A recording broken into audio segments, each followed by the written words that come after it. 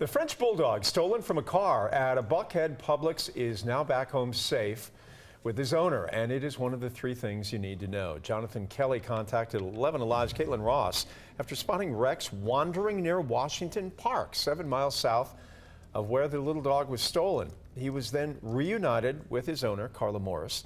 Morris says she had run into the Publix at Peachtree Battle to buy dog food and then was only gone for a couple of minutes. Somebody walks over, takes Rex from the car, for goodness sakes. At last check, police still looking for the thief of the little bulldog.